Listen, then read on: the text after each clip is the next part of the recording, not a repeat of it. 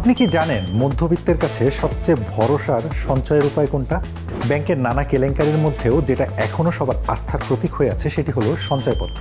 কিন্তু সঞ্চয়পত্রই শুধু নয়, আরও বেশ কিছু জনপ্রিয় অপশন আছে, এর মধ্যে এফডিআর অন্যতম। তাহলে এখন প্রশ্ন হলো, কোনটা আপনার জন্য সবচেয়ে ভালো, কোনটাতে বেশি মুনাফা পাবেন, কোনটাতে ঝুঁকি কম, আর কোনটা আসলে আপনার ভবিষ্যতের জন্য নিরাপদ সঞ্চয় পরিকল্পনা?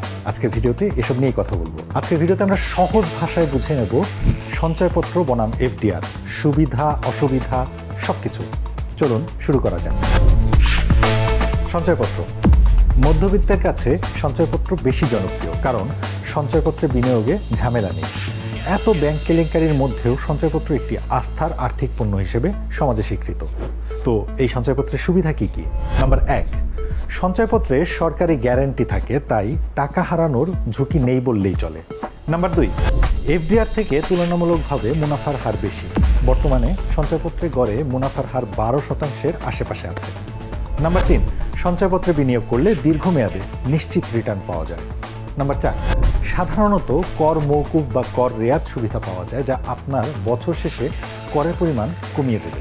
নাম্বার 5, বিপদে পড়লে সঞ্চয়পত্র ভেঙে কাজে লাগানো যায়। অনেকে ছেলে মেয়েদের ভবিষ্যতের কথা চিন্তা করেও সঞ্চয়পত্র কেনে। সঞ্চয়পত্রের অসুবিধা। নাম্বার 1, নির্দিষ্ট সীমার বেশি কেনা যায় না। যেমন পরিবার সঞ্চয়পত্র 45 লাখ টাকা পর্যন্ত কেনা যায়, আবার পেনশনার সঞ্চয়পত্র 50 লাখ টাকা পর্যন্ত কিনতে পারবেন। নাম্বার 2, মেয়াদ পূর্ণ হওয়ার আগে ভাঙালে মুনাফার পরিমাণ কমে যায়।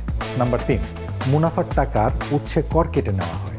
নাম্বার 4, তাৎক্ষণিকভাবে নগদায়ন করার সুবিধা সীমিত। এবার চলুন জেনে নেওয়া যাক এফডিআর সম্পর্কে। এফডিআর, এটি ব্যাংক ও আর্থিক প্রতিষ্ঠানে রাখতে হয়। আপনার টাকা একটি নির্দিষ্ট সময়ের জন্য ব্যাংক ও আর্থির প্রতিষ্ঠানে রেখে মুনাফা নেওয়া যায়। সরকারি ও বেসরকারি প্রতিষ্ঠানে এফডিআর করা যায়। এফডিআর এর সুবিধা।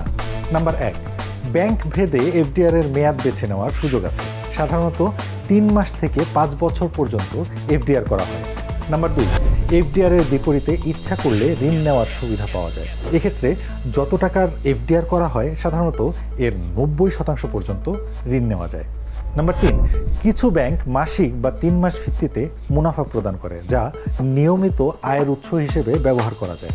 নাম্বার 4, টাকা প্রয়োজন হলে তুলনামূলকভাবে সহজে এফডিআর ভাঙানো যায়। এফডিআর এর অসুবিধা। নাম্বার 1, সাধারণত মুনাফার হার সঞ্চয়পত্রের চেয়ে কম। মুনাফার হার 6 থেকে 9% মধ্যে থাকে, তবে কিছু ব্যাংক এর বেশি হারের মুনাফা দেয়। নাম্বার 2, ব্যাংকের স্থিতিশীলতার উপর নির্ভর করে এফডিআর এর ভবিষ্যৎ। নাম্বার 3, সময়ের আগে ভাঙালে মুনাফা কমে যায়। কোনটা আপনার জন্য সঠিক বলে আপনি মনে করছেন আমাদেরকে জানান কমেন্টে। এমন আরও ভিডিও পেতে ভিজিট করুন prothomalo.com/video, ফলো করুন প্রথম আলো ফেসবুক পেজ এবং সাবস্ক্রাইব করুন প্রথম আলো সবগুলো ইউটিউব চ্যানেল। থাকুন ভালোর সাথে, আলোর পথে।